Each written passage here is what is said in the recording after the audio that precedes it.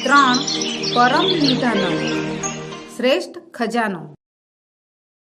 ઈસવીસનની 11મી સદીમાં માલવ પ્રદેશમાં રાજા ભોજ થઈ ગયા. ધારાનગરીમાં રહીને રાજા ભોજે તે સમયે જેવી કીર્તિ પ્રાપ્ત કરી હતી તેવી આજે પણ છે. એમની સુંદર રાજવ્યવસ્થા, જટિલ પ્રસંગોમાં પણ ન્યાય આપવાની કુશળતા તથા વિદ્વાનોની ગુણવત્તાની પરખ વિશેની કેટલીય રમૂજી કથાઓ આજેય લોકમાં પ્રચલિત છે. આવી કથાઓનો સંસ્કૃતમાં રચાયેલો એક સંગ્રહ ભોજ પ્રબંધ નામે જાણીતો છે. આમાં રાજા ભોજને કેન્દ્રમાં રાખીને અનેક ઘટનાઓ વર્ણવવામાં આવે છે, જેમાં કાવ્યાત્મક ચમત્કૃતિઓ ધરાવતા અનેક પદ્યોનો સમાવેશ થાય છે. આ ઉપરાંત જુદા જુદા સમયગાળામાં અનેક સંસ્કૃત કવિઓએ પોતાની વાતને પ્રસ્તુત કરવા માટે રાજા ભોજને પાત્ર તરીકે સ્વીકાર્યા છે. ભોજને લક્ષ્ય બનાવીને રચાયેલી આવી જ એક સંવાદાત્મક કથા અહીં પ્રસ્તુત છે.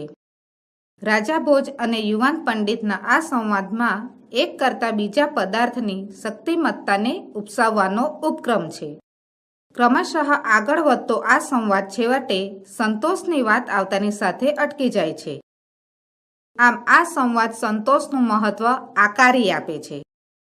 આ પાઠનો અભ્યાસ કરતી વખતે ક્રિયા અને કર્તૃકારકના સમન્વયની વ્યવસ્થાને સમજવાની છે. વળી વિવિધ વિભક્તિમાં નામરૂપો કેવા ફેરફાર લે છે અને ક્રિયાપદોના રૂપો કેવા હોય છે તેનો પણ અહીં અભ્યાસ કરવાનો છે. ભોજ નામ નૃપતિઃ વિદ્યાપ્રિય કલાપ્રિય પ્રજાપ્રિયશ્ચ આસીત. અતઃ તસ્ય રાજસભાયાં દૂરદેશાત અનેકે વિદ્યાવિશારદાઃ પંડિતાઃ સમાગચ્છન્તિ સ્મ. ભોજ નામનો રાજા વિદ્યાપ્રેમી, કલાપ્રેમી અને પ્રજાપ્રેમી હતો.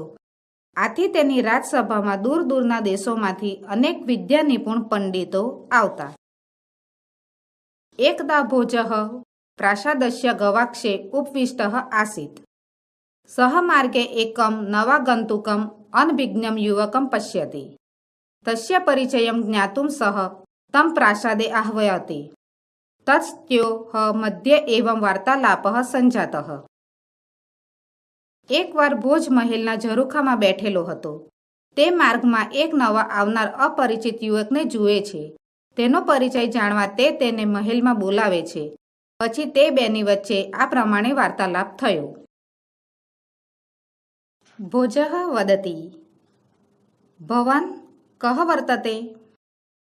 ભોજ કહે છે, આપ કોણ છો? યુવક વદતિ અહમ ઘટપંડિત અસ્મિ. ભોજ વદતિ ઘટપંડિત કિમ નામ ઘટપંડિત ઇતિ. ભોજ કહે છે, ઘટપંડિત ઘટપંડિત એટલે શું?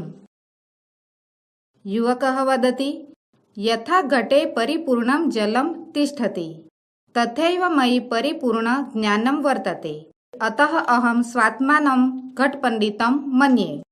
યુવક કહે છે, જેમ ગળામાં છલોછલ પાણી હોય છે તેવી જ રીતે મારામાં પૂરેપૂરું જ્ઞાન છે, એટલે હું મારી જાતને ઘટપંડિત માનું છું.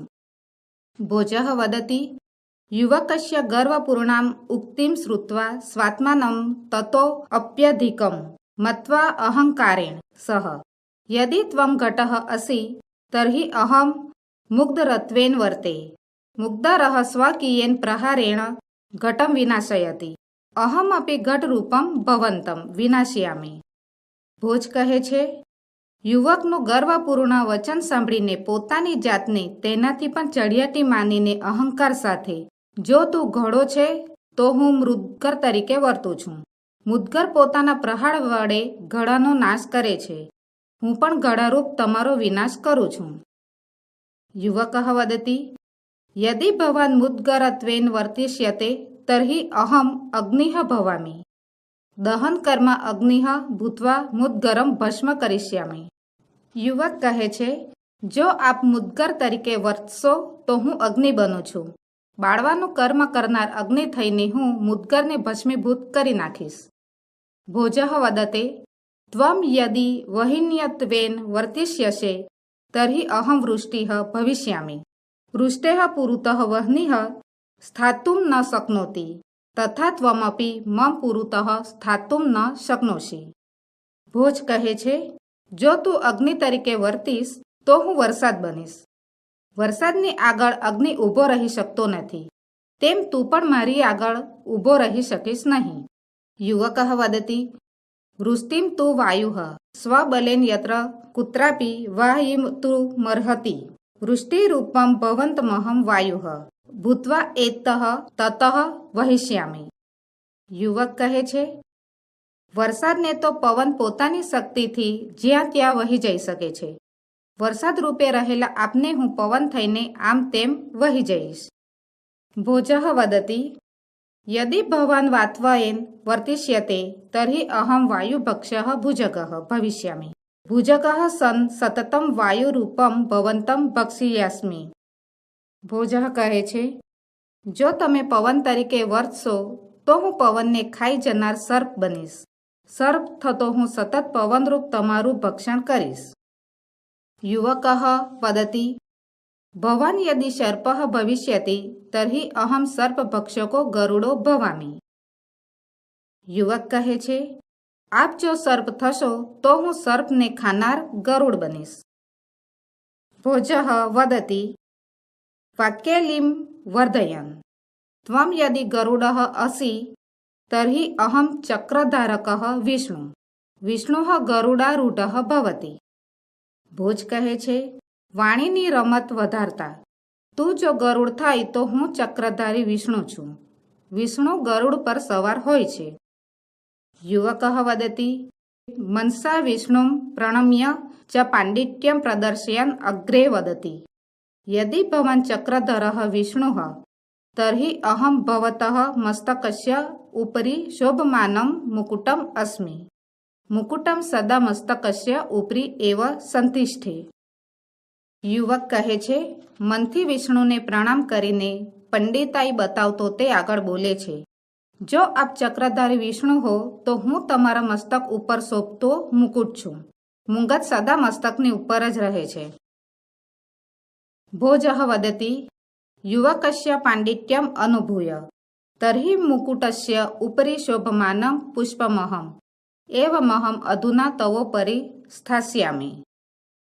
ભોજ કહે છે, યુવકની પંડિતાઈ અનુભવીને તો હું મુંગટની ઉપર શોભતું ફૂલ છું, એમ હું અત્યારે તારી ઉપર રહીશ.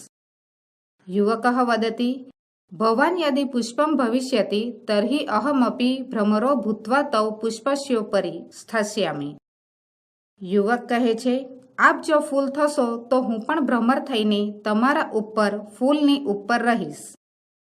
ભોજઃ વદતી એવં ભવાન દ્વિરેફઃ તર્હિ અહમ સૂર્યઃ પુષ્પસ્ય અંતઃ સ્થિતઃ ભ્રમરઃ સૂર્યાસ્તકાલે બંદી ભવતિ અહમપી ત્વામ બંદીનમ કરિષ્યામિ. ભોજ કહે છે, એમ તમે ભ્રમર છો તો હું સૂર્ય છું. ફૂલની અંદર રહેલો ભમરો સૂર્ય અસ્ત થતાં કેદ થાય છે. હું પણ તમને કેદી બનાવીશ. યુવક વદતી અહો ભવાન સૂર્યસ્તઃ અહમ મહાપ્રભાવી રાહુઃ રાહુસ્ત સૂર્યમ ગ્રસ્તે. યુવક કહે છે, વાહ, તમે સૂર્ય છો તો હું મહાપ્રભાવશાળી રાહુ છું.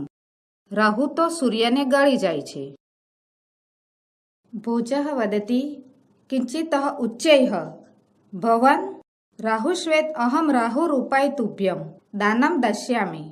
દાન ગ્રહણેન તવાયમ ગર્વઃ નિશ્ચયેન શાંતઃ ભવિષ્યતિ.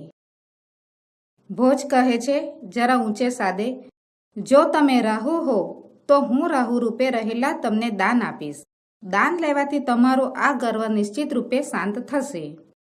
યુવક વદતી વિહસ્ય ચાતુર્યેણ યદિ ભવાન દાની તર્હિ અહમ સંતુષ્ટઃ ભવતઃ દાનસ્ય પ્રયાસઃ નિષ્ફલઃ ભવિષ્યતિ સર્વતઃ અલુબ્ધઃ અહમ ભવતઃ દાનમ ન ગ્રહિષ્યામિ. યુવક કહે છે, હસીને ચતુરાઈથી, જો તમે દાતા હો તો હું સંતુષ્ટ છું. તમારા દાનનો પ્રયત્ન નિષ્ફળ જશે. સર્વ રીતે નિર્લોભી હું તમારું દાન નહીં લઉં. એવમ ઉત્તરોત્તરમ વિવાદરતયોઃ ભોજયુવકયોઃ મધ્યે યદા સંતોષસ્ય વિષયઃ સમુપસ્થિતિઃ તદા સમાગતે સંતોષે સર્વં શાંતં ભવતિ ઇતિ વચનાનુસારમ વિવાદો અપી સ્વયમેવ શાંતઃ. આમ આગળ ને આગળ વિવાદમાં લાગેલા ભોજ અને યુવકની વચ્ચે જ્યારે સંતોષનો વિષય આવ્યો ત્યારે સંતોષ પ્રાપ્ત થતાં બધું શાંત થાય છે. એ વચન અનુસાર વિવાદ પણ પોતાની મેળે જ શમી ગયો. અંતે ચતુરમ જ્ઞાનેન ગુણેન ચ ઉપતેમ તમ પંડિતમ યુવકમ પ્રણમ્ય ધારાધિપતિ ભોજરાજ અવદત્ત અયિ ઘટપંડિત ગુણપૂજકે ધારાદેશે ભવતઃ સ્વાગતમ અસ્તિ. ભવાન વિજયી જાતઃ સંતુષ્ટમ જનમ ન કો અપી પરાજેતુમર્હતિ. યતો હિ સંતોષ એવ પુરુષસ્ય પરમ નિધાનમ વર્તતે. છેવટે ચતુર તેમજ જ્ઞાન અને ગુણ વડે યુવક તે પંડિત યુવકને પ્રણામ કરીને ધારાદેશના સ્વામી ભોજરાજે કહ્યું, અહો ઘટપંડિત, ગુણોના પૂજારી એવા ધારાદેશમાં આપનું સ્વાગત છે. આપ વિજેતા થયા. સંતુષ્ટ વ્યક્તિને કોઈ પણ હરાવી ન શકે, કેમ કે સંતોષ જ પુરુષનો શ્રેષ્ઠ ખજાનો છે.